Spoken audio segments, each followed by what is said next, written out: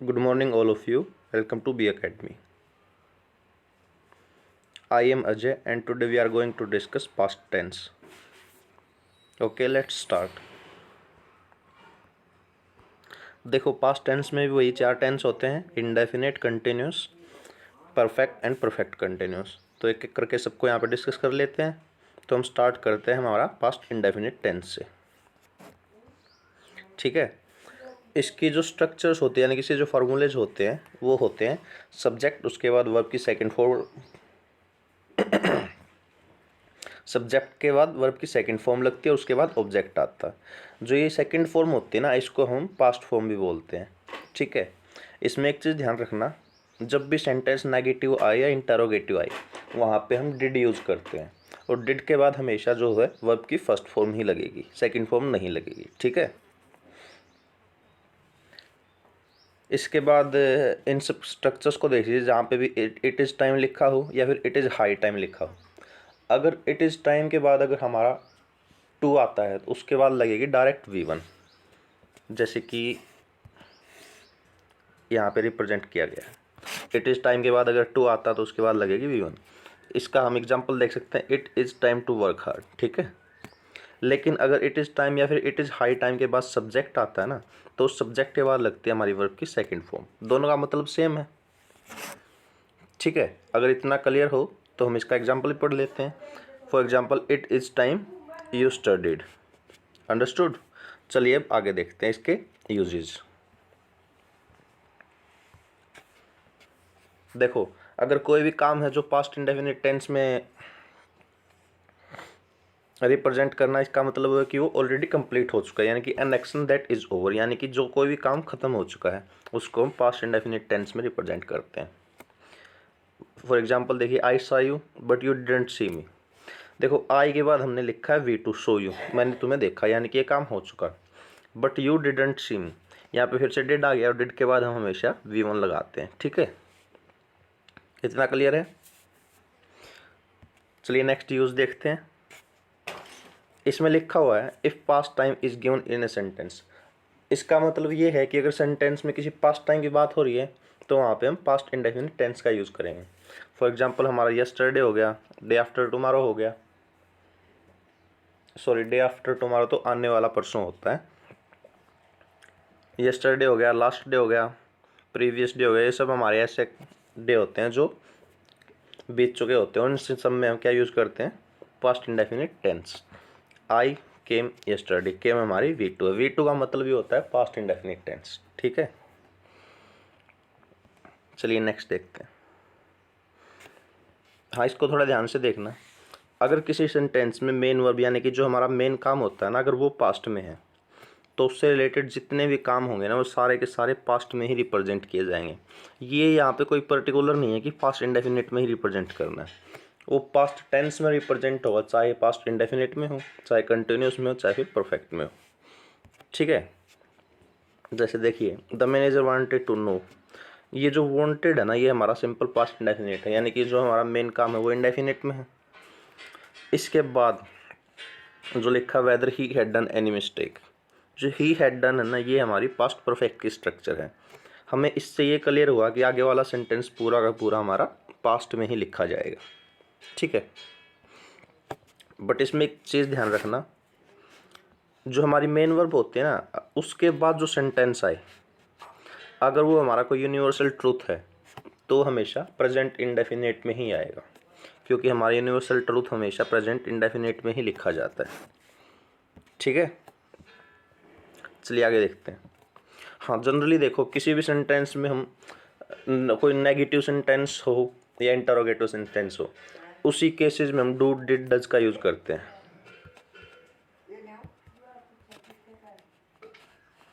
ठीक है, लेकिन जो हमारी मेन वर्ब है ना, उसको एम्फेसाइज करने के लिए, उसके ऊपर जोर देने के लिए भी हम डू डिड डज को लगा सकते हैं।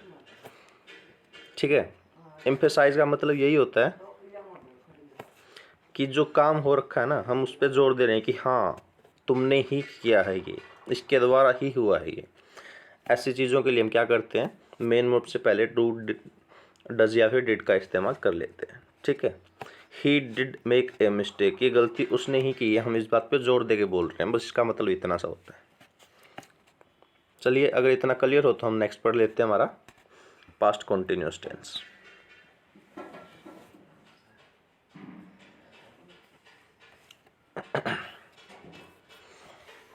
चलिए पास्ट कॉन्टिन्यूस टेंस के फॉर्मूलेज देख लेते हैं। सबसे पहले इसमें लगता है सब्जेक्ट के बाद वाज या फिर वर, इसके बाद लगती है हमारी V4 जो कि होती है V1 प्लस ING, उसके बाद लगता है हमारा ऑब्जेक्ट। ठीक है, नेगेटिव में नोट लग जाएगा वाज वर के बाद, और इंटरोगेटिव में वाज वर हमारे सब्जेक्ट से पहले लिखे जाएंगे। इतना सब बेसिक है, ये फॉर्मूलेज सबको पता होनी चाहिए। हमारा मेन इंपॉर्टेंट काम है किसी सेंटेंस के यूज़ देखना, तो यहाँ पे इसके यूज़ देख लेते हैं। देखो अगर कोई भी काम पास्ट में कंटिन्यू रहा यानी कि कंटिन्यूएशन में कुछ देर चला हो, उसको हम लिखते हैं पास्ट कंटिन्यूस में। For example I was waiting for you, यानी कि मैंने कुछ टाइम तो वेट किया होगा ना, तभी बोल रहा हूँ। इसके बाद इस यूज़ को समझना है, काफ़ी इंपॉर्टेंट है सेकंड वाला। ठीक है, देखो अगर पास्ट में कोई दो काम हुए या पास्ट में कोई दो सेंटेंस है, जो दो काम हुए ना, एक तो कोई इंसिडेंट हुआ है उसके बारे में बता रहा है, और दूसरा वाला सेंटेंस जो हमारा ये बता रहा है कि इस इंसिडेंट उस टाइम पे हुआ है। ध्यान से समझिएगा, एक सेंटेंस बता रहा है कि हमारा कोई इंसिडेंट हुआ है, और दूसरा सेंटेंस हमें ये बता रहा है कि ये जो इंसिडेंट हुआ ना उस टाइम पे हुआ, यानी कि उस इंसिडेंट के होने का टाइम बता रहा है हमें। ठीक है, तो जो हमारा सेंटेंस हमारा इंसिडेंट बता रहा है कि ये कुछ घटना हुई है, वो जो घटना वो लिखी जाएगी हमारी पास्ट इंडेफिनिट टेंस में, और जो टाइम को बताने वाला सेंटेंस है ना उसको लिखेंगे हम पास्ट कॉन्टिन्यूस टेंस में। ठीक है, फॉर एग्जांपल देखिए, when Ram was entering the office, ये तो हमारा टाइम बता रहा है भाई कि किस टाइम की बात है, कि जब ऑफिस में घुस रहा था। अगर टाइम बता रहा है तो हमने लिख दिया पास्ट कॉन्टिन्यूस में। स्पीडिंग कार डैश्ड हिम, यानी एक तेज़ चलती गाड़ी ने उसको ठोक दिया, टक्कर मार दी, डैश्ड कर, तो ये वाला हम लिखेंगे पास्ट इंडेफिनिट में। क्लियर है? चलिए अगर इतना क्लियर हो तो हम अगला टेंस देख लेते हैं, हमारा पास्ट परफेक्ट टेंस।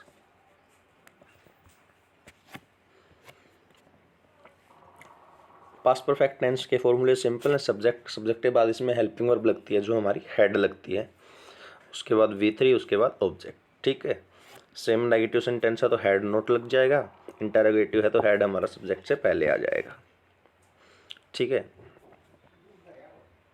चलिए इसके यूज देखते हैं। पहले वाला तो बेसिक है कि अगर पास्ट में कोई काम कंप्लीट हो चुका है तो उसको क्या लिखेंगे, पास्ट परफेक्ट टेंस में लिखेंगे। He had finished his dinner, यानी कि वो अपना खाना ख़त्म कर चुका था। ठीक है, अब सेकंड वाला समझिएगा।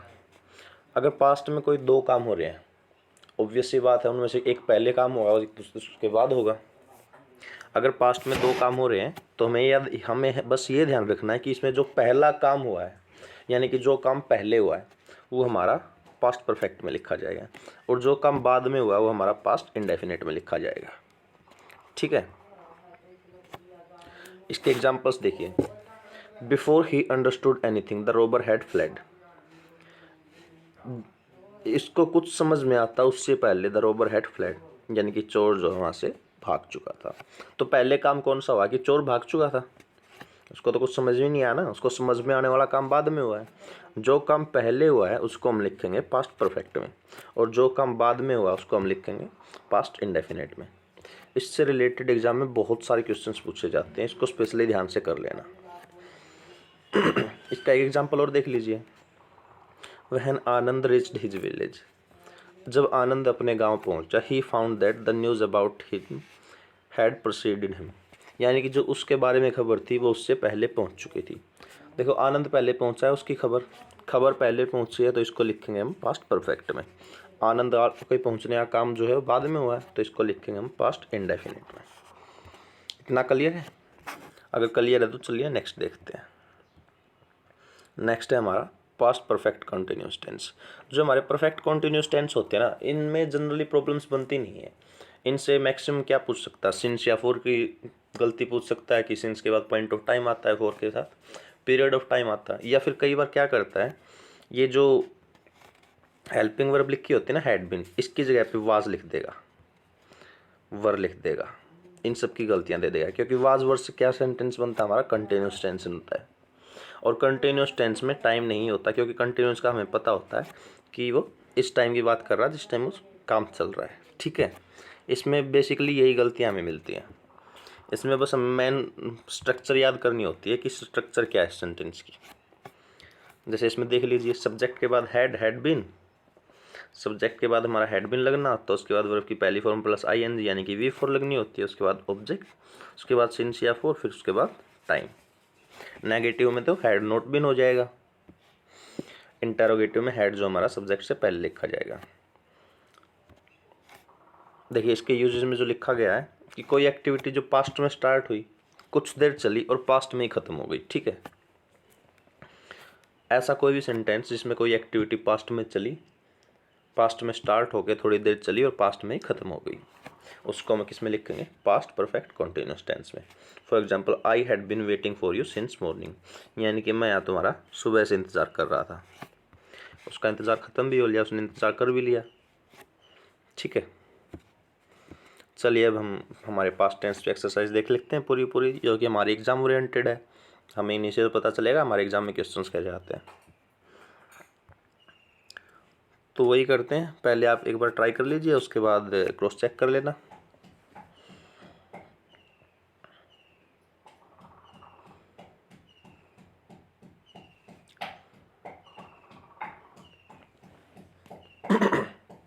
तो चलिए एक एक करके इनका सॉल्यूशंस देख लेते हैं।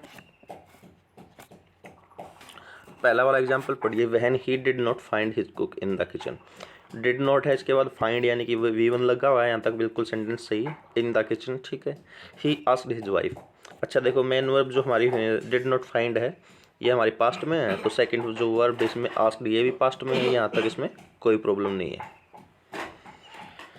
उसने अपनी पत्नी से क्या पूछा, वेयर हैड ही गॉन, कि वो कहाँ चला गया। देखिए जहाँ मैंने तुम्हें लास्ट लेक्चर में भी बताया था, फिर से एक बार रिपीट करवा देता हूँ कि जब तक क्वेश्चन मार्क ना हो हम सेंटेंस को इंटरोगेटिव कंसीडर नहीं करेंगे। अगर इंटरोगेटिव नहीं है तो जो हमारी हेल्पिंग वर्ब है हमारे हमेशा सब्जेक्ट के बाद आएगी। तो यहाँ पे लिखा जाएगा वेयर ही हैड गॉन। ठीक है, अगर ये क्लियर हो तो हम नेक्स्ट करते हैं।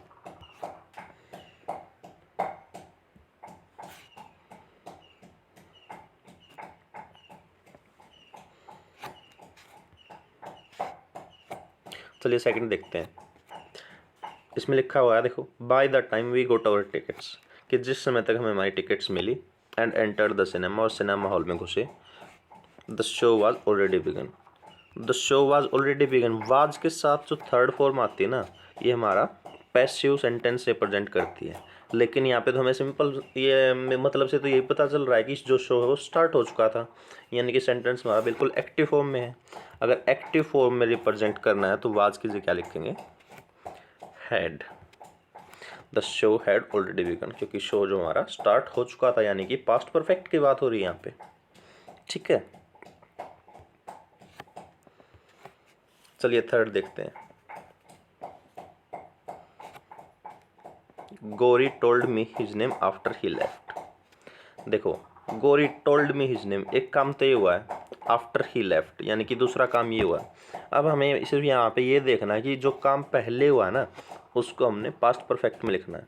पहले गोरी ने नाम बताया, वो गया है, ऑब्वियसली वो पहले गया, उसके जाने के बाद गोरी ने नाम बताया, यानी कि इसके जाने का काम जो है ये पहले हुआ है, तो इसको हम क्या लिखेंगे, ही हैड लेफ्ट। ठीक है, क्लियर है। चलिए नेक्स्ट देखते हैं।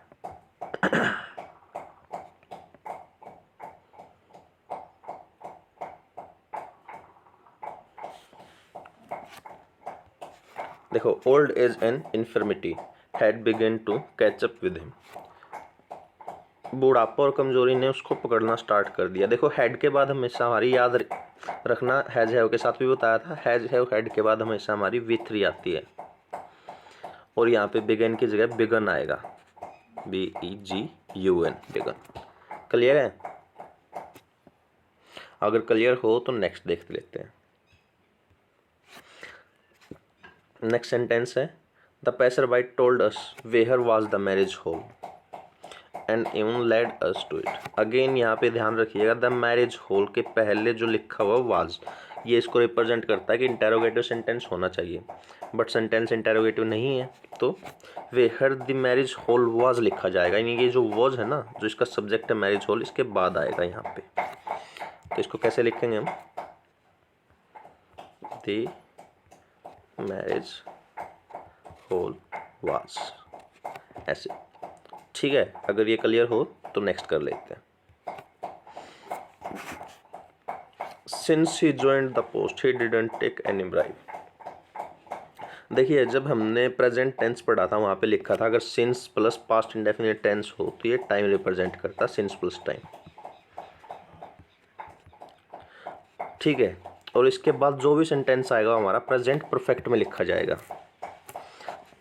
ठीक है, एक बार इसको फिर से देख लो, since plus past indefinite tense, इसका मतलब होता है सिंस प्लस टाइम, और इसके बाद जो भी सेंटेंस आएगा वो हमारा प्रेजेंट परफेक्ट टेंस में लिखा जाएगा। तो यहाँ पे लिखेंगे since he has not taken, he has not taken any bribe. Clear है?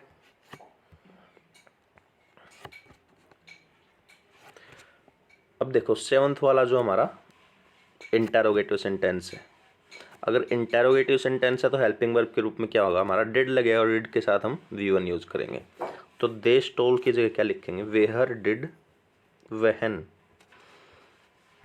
डिड दे स्टोल, तो हमारी सेकंड फॉर्म है, तो फर्स्ट फॉर्म क्या होगी, स्टील। वहन did they still the money and वेहर did they hide it. Clear है? चलिए नेक्स्ट करते हैं 8th।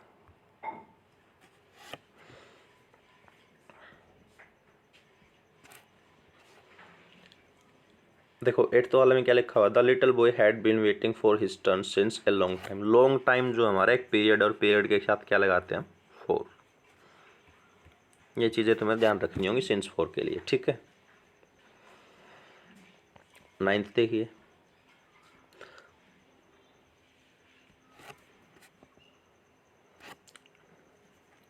देखो 9th में जो गलती है वो बहुत ही बेसिक है और मैं तुम्हें बहुत बार बता चुका हूँ। जो डिड है, डिड के साथ हम V1 लिखते हैं, तो वेंट तो हमारी सेकंड फॉर्म होती है, आई डिडंट गो, तो यहाँ पे क्या लिखेंगे, वेंट की जगह पे गो। ठीक है, चलिए नेक्स्ट देख लेते हैं। As soon as the CEO entered the office, the union leaders approached him and reported the matter to him। ये भी बेसिक है, हमने पास्ट इंडेफिनिट में पढ़ा था कि जो मेन वर्ब है हमारी ये पास्ट टेंस में, तो बाकी सारी वर्ब भी हमारी पास्ट टेंस में ही होंगी। यहाँ अप्रोच तो ठीक है, लेकिन रिपोर्ट की जगह क्या करेंगे, रिपोर्टेड।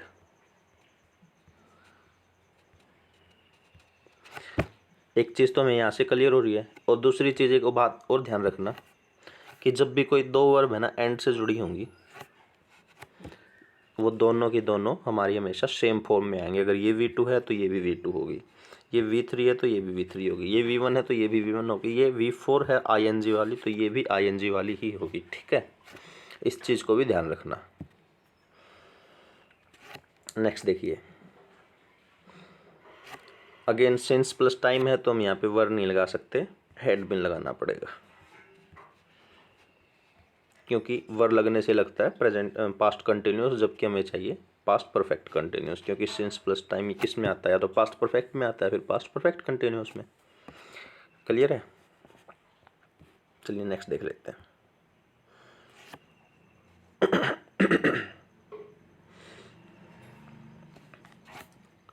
नेक्स्ट में फिर से ध्यान रखना है, सिंस प्लस टाइम है, यानी कि सिंस प्लस पास्ट इंडेफिनिट है, तो ये वाला जो लिखा जाएगा प्रेजेंट परफेक्ट में लिखेगा।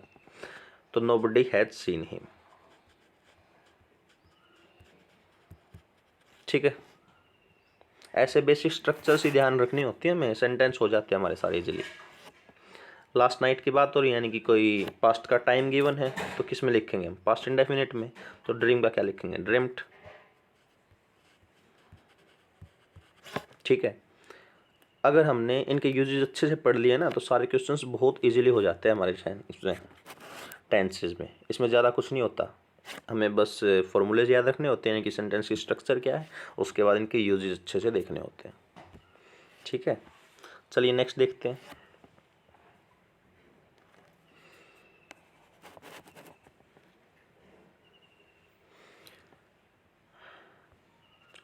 मेन वर्ब जो हमारी डिड ही टेल यू लिखा हुआ है, यानी कि पास्ट इंडेफिनेट में है, तो पूरा सेंटेंस हमारा पास्ट में होना चाहिए। अब ऑलरेडी बात भी यस्टरडे की और रीने की पास्ट में। जो यहाँ पे हैज है इसकी जगह हैड लिखेंगे। क्लियर है? ये इंटरोगेटिव है तो इंटरोगेटिव यहाँ से ऑलरेडी बन चुका है, तो ही हैड नॉट ही आएगा यहाँ पे। कभी ये मत सोच लेना कि जो हमारा हैड है यहाँ पे ही से पहले लिखा जाएगा, ऐसा कुछ नहीं है, क्योंकि इंटरोगेटिव है इसके कारण है। ये बस एक सिंपल सी बात है कि वो कल क्यों नहीं आया। ये क्वेश्चन नहीं है, क्वेश्चन ये है कि क्या उसने तुम्हें बताया है। ठीक है, तो ये हमारा लास्ट क्वेश्चन है, इसको करते हैं, उसके बाद क्लास फिनिश करेंगे। तो इसमें फिर से ध्यान रखिएगा, जब विक्टिम जो है ट्राई टू टेल अस यानी कि पास्ट की बात हो रही है, तो जितनी भी वर्ब है सारी की सारी हमारी पास्ट में आएंगी। तो हैज की क्या लिखेंगे? Had what had happened but his voice was not notable. आगे वाला ऑलरेडी पास्ट में तो कोई दिक्कत नहीं है। ठीक है, इसका क्लियर हो गया। हैज की क्या लिखेंगे? हैड। ठीक है, चलिए thank you, best of luck. Hope so आप सबको सब कुछ समझ में आया होगा। मिलते हैं हम नेक्स्ट लेक्चर यानी कि फ्यूचर टेंस में।